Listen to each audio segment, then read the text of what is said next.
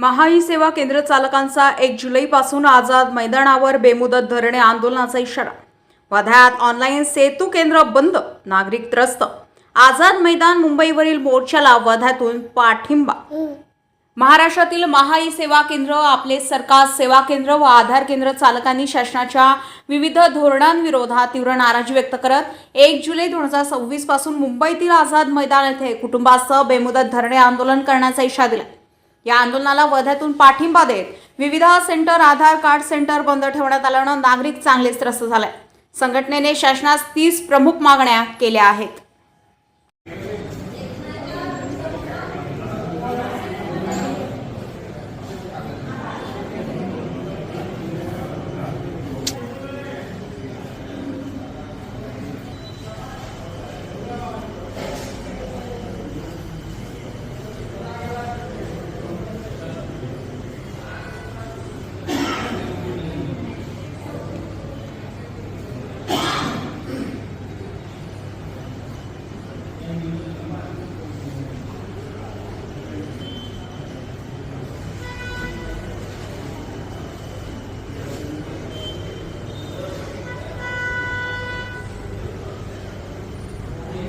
व्हॉट्सअपवरती शासनाने चालू केलेल्या योजना आहे, ज्या चालू करणार आहेत त्या योजनेच्या विरोधामध्ये आमचा बंड आहे।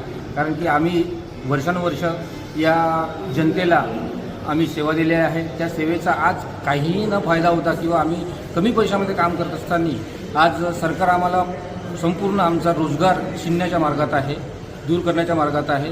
त्याविरुद्ध आमचा हा बंड आहे आणि हाच बंड आम्ही आता मुंबईमध्ये पुकारला आहे। त्याच्याच अनुषंगाने आम्ही आज वर्ध्यामध्ये पण हे बंद पुकारलेला आहे।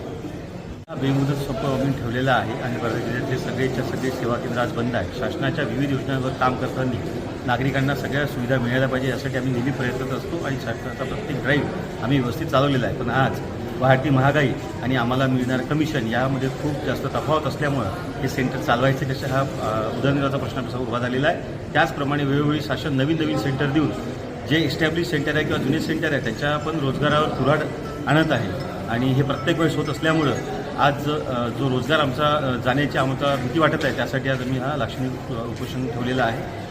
त्याच पद्धतीने व्हॉट्सअपवर सुद्धा सेवा नागरिकांना मिळणार असं आम्हाला जेव्हा कळलं तर यामध्ये आमचा रोल काय राहणार हे अजूनपर्यंत शासनाने निश्चित केलेलं नाही आहे। याच प्रकारच्या भरपूर साऱ्या मागण्या आमच्या आहेत। अजूनही आम्हाला 10 वर्ष 12 वर्ष आम्ही सेवा देत आहे, पण अनिश्चिततेच्या छायेखालीच आम्हाला हे सगळं राबवावं लागतं, हे दुर्दैव आहे।